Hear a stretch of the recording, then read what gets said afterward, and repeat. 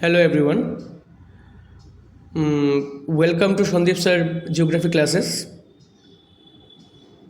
আজকে আমরা এখানে ডিসকাস করব ভারতের প্রধান প্রধান সমুদ্র বন্দর অর্থাৎ সি পোর্টের সম্পর্কে। ঠিক আছে, তো আমরা সবাই জানি যে এই কিছুদিনের মধ্যেই সিবিএসসি আর টিবিএসসি যেই বোর্ড আছে সেখানের প্রি বোর্ড এক্সামিনেশন শুরু হচ্ছে। তো এখানে ক্লাস 12-এর যারা আছো, ক্লাস 12-এর ইন্ডিয়ার যে বইটা আছে জিওগ্রাফির, সেখানে একটা ইম্পর্টেন্ট চ্যাপ্টার হচ্ছে ভারতের আন্তর্জাতিক বাণিজ্য, ইন্টারন্যাশনাল ট্রেড অফ ইন্ডিয়া। ঠিক আছে, তো সেখানে একটা খুব ইম্পর্টেন্ট চ্যাপ্টার হচ্ছে ভারত, মানে চ্যাপ্টারের হচ্ছে ভারতের আন্তর্জাতিক বাণিজ্য, এবং সেখানে এটা খুব ইম্পর্টেন্ট টপিক হচ্ছে ভারতের প্রধান প্রধান সমুদ্র বন্দর, দ্যাট মিন্স সি পোর্টস। তো আজকে আমরা এখানে ভারতের এই সমুদ্র বন্দর সম্পর্কে আমরা এখানে ডিসকাস করব, তাদের লোকেশন, প্রত্যেকটা বন্দর থেকে কি কি এক্সপোর্ট করা হয়, প্রত্যেকটা বন্দর থেকে কি কি ইম্পোর্টস করা হয়, অর্থাৎ এক্সপোর্ট মানে রপ্তানি করা হয় এবং ইম্পোর্ট কথার অর্থ হচ্ছে আমদানি করা হয়, এবং তাদের হিন্টারল্যান্ড কথার অর্থ হচ্ছে পশ্চাৎভূমি, অর্থাৎ কোনো একটা বন্দরের মাধ্যমে যেই অঞ্চল বা এলাকার মালপত্র আসে, মানে ইম্পোর্ট আর এক্সপোর্ট করানো হয়, সেই জায়গাগুলোকে বলা হয় সেই পোর্ট বা বন্দরের পশ্চাৎভূমি বা হিন্টারল্যান্ড। ঠিক আছে, তো এখানে আমরা প্রথমত দুটো পার্ট করে নিয়েছি। প্রথম আমরা ব্যাখ্যা করব ভারতের পূর্ব উপকূলের যে সমুদ্র বন্দরগুলি আছে সেগুলি সম্পর্কে, তারপরে পশ্চিম উপকূল, that means eastern coast of ইন্ডিয়ার যে মেজর পোর্টসগুলো আছে, দেন ওয়েস্টার্ন কোস্ট অফ ইন্ডিয়ার যে পোর্টসগুলো আছে। ঠিক আছে, তো আমরা এখানে ইস্টার্ন কোস্ট অফ ইন্ডিয়াতে আমরা 4টে পোর্ট পাচ্ছি। সেটা হচ্ছে চেন্নাই পোর্ট, বিশাখাপত্তনম পোর্ট, তারপরে পারাদ্বীপ পোর্ট, আর কলকাতা পোর্ট বা হলদিয়া পোর্ট। ঠিক আছে, তো আমরা কলকাতা থেকে শুরু করছি। তো কলকাতা ভারতে ব্রিটিশ আমলের একটা খুবই পুরনো পোর্ট, সেটা প্রধানত মানে নদী বন্দর। ঠিক আছে, মানে রিভার পোর্ট। কিন্তু বর্তমানে গঙ্গা নদীর ডিপনেস কমে গেছে, সেখানে প্রচুর পরিমাণে পলি সঞ্চয় হয়েছে, তো মানে যেটাকে আমরা হুগলি নদী বলছি আর কি। ঠিক আছে, তো সেখানে তার গভীরতা এবং নাব্যতা কমে যাওয়ার ফলে বড় বড় কোনো জাহাজই এখন কলকাতা পর্যন্ত পৌঁছতে পারে না।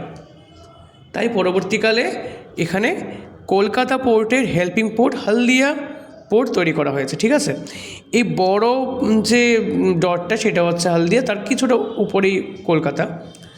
তো আমরা এখানে মেনলি যেটা কলকাতা পোর্ট বর্ণনা করছি, সেটা বর্তমানে কিন্তু হলদিয়া পোর্টের কাজকর্ম। ঠিক আছে, তো কলকাতা পোর্টের হিন্টারল্যান্ড অর্থাৎ পশ্চাৎভূমির মধ্যে কী কী আছে ওয়েস্ট বেঙ্গল, বিহার, নর্থ ইস্টের সবগুলো রাজ্য, ইউপি, ভুটান এবং নেপাল হচ্ছে এই জায়গাটা, ভুটান হচ্ছে এই জায়গাটা। ভুটান এবং নেপাল আমাদের প্রতিবেশী দেশ, একটা ল্যান্ডলকড কান্ট্রি, তাদের তো কোনো সমুদ্র বন্দর নেই, তাই এই দুই প্রতিবেশী দেশও হলদিয়া বা কলকাতা বন্দরের মাধ্যমেই তাদের বাণিজ্য করে থাকে। তো এই বন্দরের প্রধান এক্সপোর্টস আইটেমগুলো কী কী? জুট, মাইকা, কোল, টি, আয়রন। এবং ইম্পোর্টস আইটেমগুলো কী কী? পেপার, কেমিক্যালস আর মেশিনারিজ। ঠিক আছে, নেক্সট পোর্ট আমাদের কাছে কী আছে?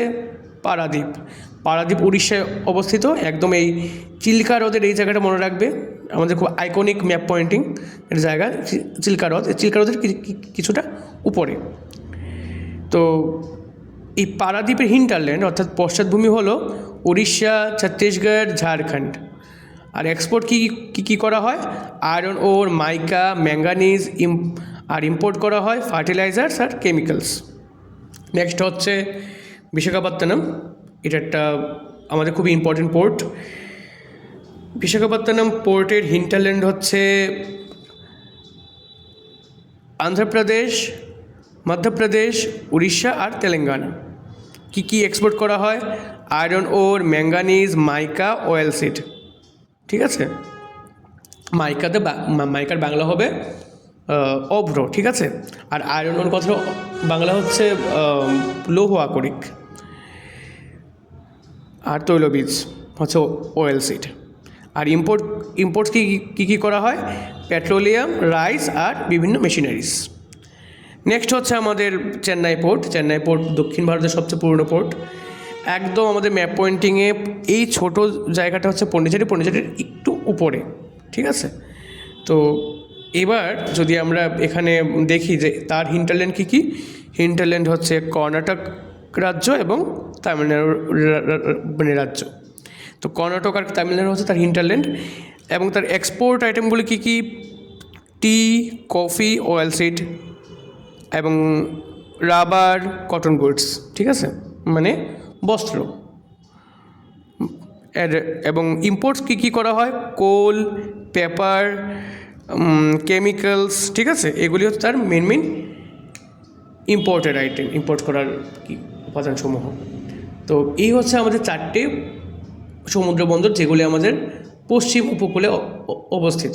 এবার আমরা আসবো আমাদের দুঃখিত, এই 4টে বন্দর হচ্ছে আমাদের পূর্ব উপকূলের বন্দর। এবার আমরা আসবো আমাদের পশ্চিম উপকূলের বন্দর, ঠিক আছে। তো পশ্চিম উপকূলের বন্দরে এখানে টোটাল 4টে বন্দর পয়েন্ট করা আছে, এবং এই 4টি সবচেয়ে প্রধান। তো প্রথম হচ্ছে কান্ডালা বন্দর, যেটা গুজরাটে অবস্থিত। তারপরে হচ্ছে মুম্বাই বন্দর, তারপরে হচ্ছে মারমাগাঁও বন্দর, এবং সর্বশেষে হচ্ছে কোচি বন্দর, ঠিক আছে। তো কান্ডালা বন্দর গুজরাটে অবস্থিত।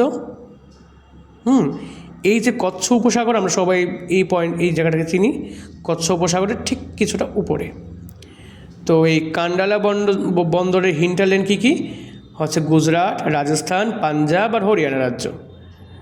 এক্সপোর্ট কী করা হয় এখান থেকে? Salt, sugar and cotton goods. Imports কী করা হয়? পেট্রোলিয়াম, ফার্টিলাইজার্স আর মেশিনারিজ, ঠিক আছে। আচ্ছা, তো এইগুলো। নেক্সট হচ্ছে মুম্বাই বন্দর, সবচেয়ে বড় বন্দর আমাদের। তার আয়তন সবচেয়ে বড়, সবচেয়ে ডিপ বন্দর আমাদের, সবচেয়ে গভীর বন্দরের মধ্যে একটা, এবং যার প্রাকৃতিক পোতাশ্রয় রয়েছে এমন একটা জায়গা, যার হারবারটা ন্যাচারাল। তো এই মুম্বাই বন্দরের হিন্টারল্যান্ড হচ্ছে মহারাষ্ট্র, মধ্যপ্রদেশ অ্যান্ড কর্ণাটক। মধ্যপ্রদেশ, মহারাষ্ট্র এবং কর্ণাটক রাজ্য হচ্ছে এই বন্দরের প্রধান হিন্টারল্যান্ড, অর্থাৎ পশ্চাৎভূমি। আমি আবারও বলছি যে হিন্টারল্যান্ড বা পশ্চাৎভূমি কোনটা? যে কোনো একটা বন্দরের মাধ্যমে যেই জায়গার যেই এরিয়ার জন্য বাণিজ্য করা হয়, যে জায়গার দ্রব্য বা উপাদান এক্সপোর্ট করা হয়, এবং ইম্পোর্ট উপাদানগুলো যে জায়গাতে ডিস্ট্রিবিউট করা হয়, সেই জায়গাগুলো হচ্ছে সেই বন্দরের হিন্টারল্যান্ড বা পশ্চাৎভূমি।